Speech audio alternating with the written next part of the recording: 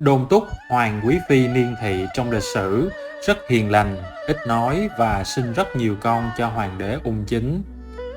Nguyên mẫu lịch sử của nhân vật Hoa Phi Niên Thế Lan trong phim Hậu Cung Chân Hoàng truyện chính là Đôn Túc, hoàng quý phi niên thị, nhưng người này lại hoàn toàn khác với hình tượng được xây dựng trong phim.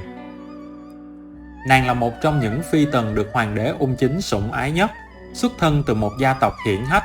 Từ thời nhà Minh đã có người làm quan lại trong triều. Đến thời hoàng đế Thuận Trị, gia tộc Niên Thị nhập tịch Mãn Châu, sau đó đưa vào Hán Quân Tương Hoàng Kỳ. Phụ thân và các anh trai của nàng đều đảm nhận các chức quan lớn trong triều.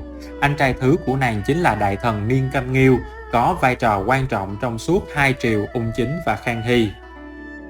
Năm Khang Hy thứ 50, Niên Thị được hoàng đế Khang Hy chỉ định làm trắc phúc tấn của Ung Thân Vương Dận Chân, trong khi Na Lập Thị được sắc phong thành đích phúc tấn. Lúc đấy được hoàng đế chỉ hôn là một điều vinh dự đối với Niên Thị. Sau khi đến phủ Ung Thân Vương, Niên Thị được sủng ái rất lớn từ Ung Thân Vương Dận Chân. Không giống với nhân vật Hoa Phi Niên Thế Lan trong phim Hậu Cung Chân Hoàng truyện, Niên Thị trong lịch sử là một nữ nhân hiền lành và ít nói. Trước mặt đích phúc tấn Na Lập Thị, sau này trở thành hiếu kính hiến hoàng hậu, trắc phúc tấn Niên Thị luôn kính cẩn hầu hạ. Đối với những người hầu hay cách khác, Niên Thị cũng rất khoan hậu. Điều này đã khiến trên dưới phủ Ung Thân Vương đều yêu mến nàng. Ung Thân Vương Dận Chân thường xuyên tán dương sự dịu dàng và cách đối nhân xử thế khiêm tốn của Niên Thị. Ông luôn bày tỏ sự biết ơn với hoàng đế Khang Hy vì đã chọn cho mình một nữ nhân tốt đẹp. Có thể nói, Niên Thị thật sự có được độc sủng từ Ung Thân Vương Dận Chân, bởi ngay cả lúc bận rộn thì ông vẫn dành thời gian ở bên Niên Thị. Cũng chính vì thế mà nàng là một trong những nữ nhân sinh cho ông nhiều con nhất. Năm Khang Hy thứ 54, trắc phúc tấn Niên Thị hạ sinh con gái thứ tư cho Ung Thân Vương Dận Chân. Năm Khang Hy thứ 59, trắc phúc tấn Niên Thị hạ sinh con trai thứ bảy Phúc Nghi cho Ung Thân Vương Dận Chân. Năm Khang Hy thứ 60, trắc phúc tấn Niên Thị hạ sinh con trai thứ 8 Phúc Huệ cho Ung Thân Vương Dận Chân. Năm Ung Chính Nguyên Niên, Niên Thị hạ sinh con trai thứ 9 Phúc Phái cho hoàng đế Ung Chính. Nhưng không may, ngoài người con trai thứ 8 là sống đến 7 tuổi, ba người con còn lại đã chết yểu. Khi Niên Thị mang thai Phúc Phái trùng hợp là thời điểm cử hành tang lễ cho tiên đế. Lễ nghi phức tạp và sức khỏe không ổn định đã ảnh hưởng đến thai kỳ, đứa bé mất sau khi ra đời 1 tháng. Con cái liên tục mất sớm đã giáng đòn nặng nề lên Niên Thị, nhất là đợt sinh Phúc Phái trước đó đã khiến sức khỏe nàng sa sút trầm trọng. Sau khi Ung Thân Vương Dận Chân nối ngôi, tức hoàng đế Ung Chính, trắc phúc tấn Niên Thị được phong quý phi. Quý phi Niên Thị là phi tần duy nhất có tước vị quý phi trong hậu cung lúc đó. Đây là một đặc ân đối với Niên Thị, bởi vì trắc phúc tấn Lý Thị sinh được con trai, lại có tư lịch cao hơn Niên Thị, cũng chỉ được phong tề phi. Tuy nhiên, không có sự vinh quang hay phú quý nào có thể bù đắp nỗi đau mất con. Quý phi Niên Thị ôm nỗi đau khiến cơ thể ngày càng suy kiệt. Đến năm Ung Chính thứ 3, nàng lâm bệnh nặng. Cuối năm đó, hoàng đế hạ chỉ tấn phong quý phi Niên Thị thành hoàng quý phi với hy vọng sung hỷ, bệnh nặng sẽ thuyên giảm.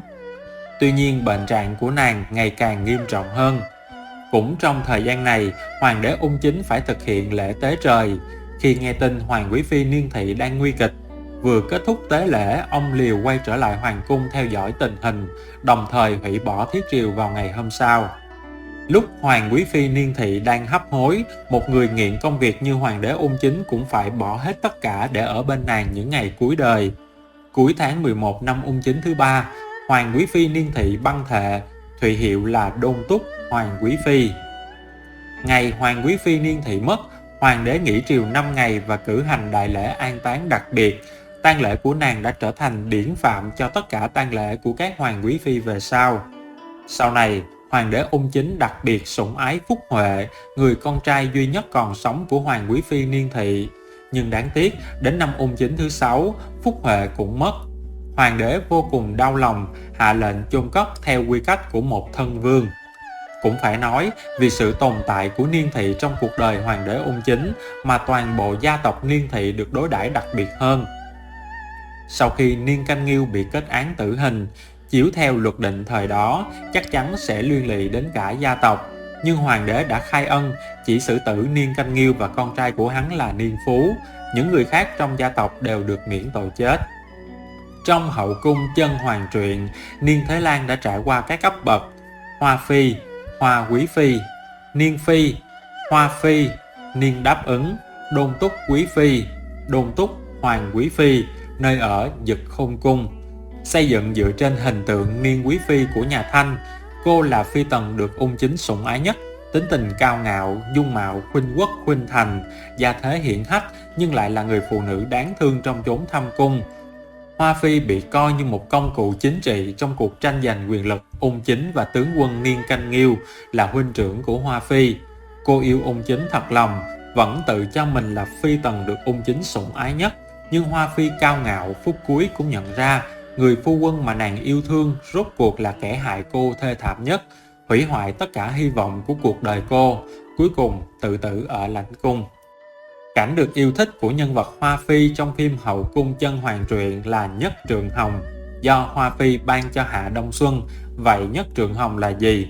Nhất Trượng Hồng là một trong thập đại hình phạt trong hậu cung, được bên Thận Hình Ti ưa chuộng nhất. Hình phạt này chuyên được các nương nương phạt lũ nô tài không biết điều.